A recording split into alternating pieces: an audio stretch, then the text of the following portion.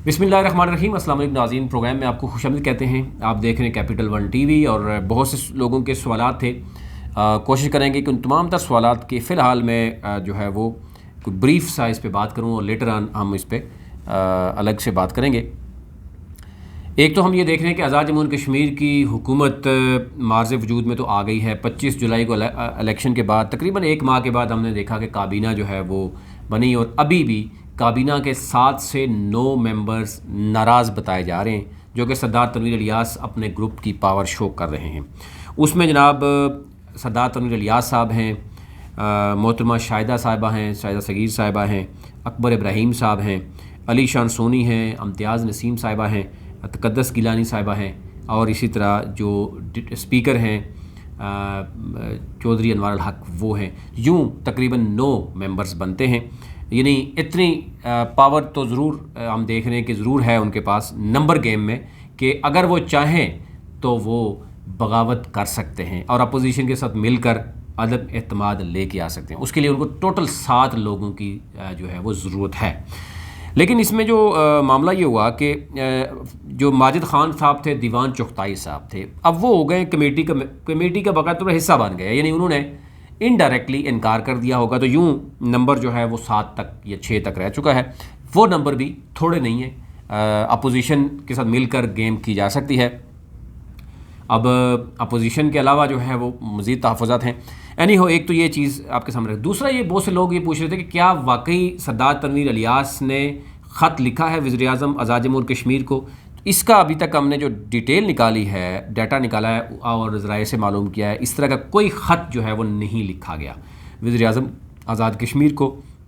इसके साथ साथ जो उनके तहफ़्फ़ुज़ात थे, क्योंकि वो 2-3 कैबिनेट की अहम मीटिंग्स में वो नहीं गए और उन्होंने नाराज़गी का इज़हार किया, ख़बरें लगवाई गई, तो उसके बाद एक कमेटी बनाई गई। उस कमेटी में जनाब दीवान अली चुगताई साहब हैं, माजिद ख़ान साहब हैं और फ़हीम रब्बानी साहब हैं। अब ये माजिद ख़ान और दीवान चुगताई पहले हम देख रहे हैं एक काबीना में भी नहीं गए थे, अब वो बाकायदा तौर पर जो है वो हिस्सा बन गए हैं गवर्नमेंट का। तो यूँ ज़ाहिर कमेटी अगर वो देखेगी, सुनेगी, तो डेफिनेटली वो सरदार तनवीर इलियास को सुनेगी। लेकिन हमारे ज़रा ये भी बता रहे हैं कि सरदार तनवीर इलियास कमेटी के पास जाने के लिए तैयार नहीं है। वो समझते हैं कमेटी जो है वो बहुत छोटी है, मेरा कद काठ बड़ा है, मेरे साथ लोग हैं वो बहुत बड़े हैं, तो कोई और हमारे मामला जो है ना वो सुने। अब एक और दूसरी बात ये कही जा रही है कि अली मीन गंडापुर और सैफुल्लाह नियाज़ी भी इस वक्त सख्त परेशान हैं। वो उनकी परेशानी का बायस एक तो सरदार तनवीर इलियास ख़ुद भी हैं, कि वो ख़ुद चाहते हैं कि सरदार तनवीर इलियास को किसी अच्छी जगह पे वो देखना चाहते थे, जो कि वज़ीर आज़म इमरान ख़ान ने शायद उनको बहुत ही कॉर्नर कर दिया। इससे पहले आपने देखा इलेक्शन से पहले ही जो है वो उन पर मुबैना तौर पर बड़े इल्ज़ामात लगे सरदार तनवीर इलियास पर। उनकी वीडियो लीक हुई, उनकी तस्वीर लीक हुई, इस्टबलिशमेंट में एक बड़े लेवल पर तबादला हुआ, उस पर भी इल्ज़ामात मौजूद थे सरदार तनवीर इलियास कि उनके साथ मिलकर जो है वो कोई गेम की गई। तो यूँ यानी इस तरह की जो जितने भी इल्ज़ामात थे वो सरदार तनवीर इलियास को बहुत बुरी तरह से उन्होंने डैमेज कर दिया।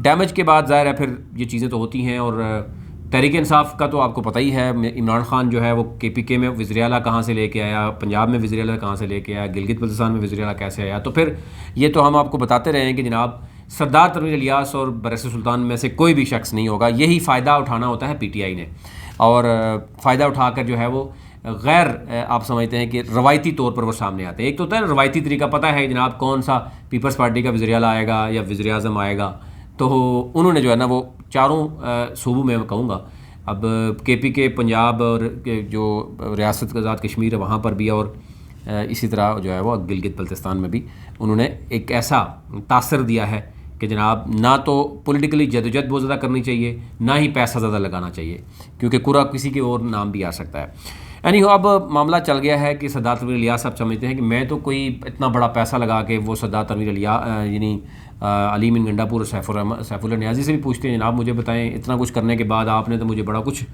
जनाब कहा था बरसर सुल्तान के ख़िलाफ़, तो आप भी बड़े मेरे साथ थे, यहाँ पर क्या हुआ जनाब। और ये बेसिकली टीम जो है वो तो अली मीन गंडापुर की है। ये सारे लोगों उन्होंने शामिल भी करवाए थे, अली शान सोनी, बरसर ये जो अली शान सोनी भी था, और दूसरे साहब थे जनाब जो स्पीकर हैं चौधरी अनवार अल हक साहब, वो भी, और अली शान साहब اسی طرح باقی لوگ بھی شامل. تو آپ کو پتہ ہے کس نے کروائے تھے؟ اس وقت بیرسٹر سلطان کو بائی پاس کیا گیا تھا. تو یوں یہ گروپ انہی کے آگے کھڑا ہو گیا. تو یوں کافی چیزیں خراب ہو رہی ہیں, اور سادات تنویر الیاس چاہتے ہیں کہ جناب وہ کہیں نہ کہیں اس قابل تو ہو جائیں کہ کوئی ایس ایچ او آگے پیچھے کرنا پڑ جائے, کوئی سیکٹری لیول کی, کوئی چیف سیکٹری لیول کے بندہ تو کوئی انڈر ہو جس کے تھرو وہ جس کو اشارہ کریں رات کو 9 بجے کے بعد 10 بجے کے بعد. تو رات کو کوئی محفل میں بیٹھتے ہیں تو کہیں بندہ کوئی بڑکے مار لیتا ہے کہ مطلب کہتا ہے کہ جناب ہاں لوگ بھی آ جاتے ہیں, کیونکہ جب آپ کے پاس پاور ہوتی ہے تو لوگ آتے ہیں, پھر لوگ بیٹھتے ہیں, بڑی محفلیں ہوتی ہیں, پھر وہاں بیٹھ کے یہ فیصلے ہوتے ہیں جناب ٹھیک ہے اس کو ادھر کر دو اس کو ادھر کر دو. میرے پاس یہ پاور بھی نہیں ہوں گی تو پھر میں سینٹرس میں یا کہیں اور بیٹھ کے تو میرا اتنا خرچہ کرنے کا کوئی فائدہ نہیں ہے. بڑے بڑے لوگوں کو بلانے کا, لوگ میرے پاس آئیں گے بھی نہیں. کیوں آئیں گے بھائی لوگ جب میرے پاس پاورز نہیں ہوں گی؟ تو اس لیے وہ چاہتے ہیں کہ جناب ایٹ لیسٹ جو ہے وہ کوئی بیوروکریسی کو چھوٹے موٹے آگے پیچھے کرنے میں, کوئی ایس ایچ او کو ڈی ایس پی کو آگے پیچھے کرنے میں, کوئی قرض تبادلے کرنے میں لوگ میرے پاس آئیں, کوئی نوکری شوکری لینے میں بھی آئے, کوئی مطلب کچھ تو آئے نا. اب یہ وزارتیں آئی ٹی کی مجھ سے لے لی, اشارات بھی کسی اور کو دے دی, وہ دوسری بھی دے دی, تو پھر کیا بچا پیچھے؟ زیادتی تو ہے سادات تنویر الیاس کے ساتھ, کیونکہ ظاہر ہے وہ اتنا بڑا صوبہ چھوڑ کے وہاں پر, تو دوسرے ذرائع یہ بھی بتا رہے ہیں کہ صوبہ تو وہاں پہ نظر ہی نہیں آتا سادات تنویر الیاس. جہاں پر 400 کے قریب ممبر ہوں پنجاب میں, تو وہاں سادات تنویر الیاس کہاں نظر آئیں گے؟ وہ تو ایک بیچارے کوئی نظر ہی نہیں آ رہے تھے. تو جو ہی وہ کشمیر کی سیاست میں آئے تو بچہ بچہ ان کو جاننا شروع ہو گیا کہ جناب واقعی سادات تنویر الیاس کوئی بندہ ہے.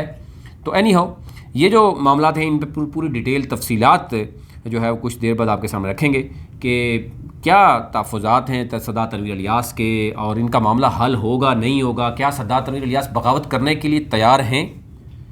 کیا وہ سینٹرس اور تاج ریزیڈنشیا کے معاملے میں بلیک میل جو ہے وہ ہونے کے لیے تیار ہیں؟ کیونکہ آپ کو پتہ آسانی ہو جاتی ہے جب اگر وہ بغاوت کریں گے تحریک انصاف کے خلاف تو ایک نوٹس ہی آئے گا کہ جناب آپ بتائیں جی سینٹرس کے لیے پیسہ کہاں سے آیا تھا, اس میں عراق کا کیا معاملہ ہے, اس میں کنٹینرز کا مسئلہ ہے. اور اگر یہی پوچھا جائے سادات تنویر الیاس صاحب سے کہ آپ کے پاس جو پیسہ آیا تھا پاکستان میں وہ منی ٹریل ہی بتا دیں, اس کے اوپر جو اس وقت پیسہ آیا تھا اس پہ ٹیکس ہی بتا دیں. پھر جو سینٹرس میں آپ کو پتہ ہے کہ سی ڈی اے کے بھی معاملات ہیں, کئی معاملات میں ہر چیز تو ایس او پیز کے مطابق نہیں ہوتی, ایل او پی پلان اور باقی بہت چیزیں پینڈنگ ہیں.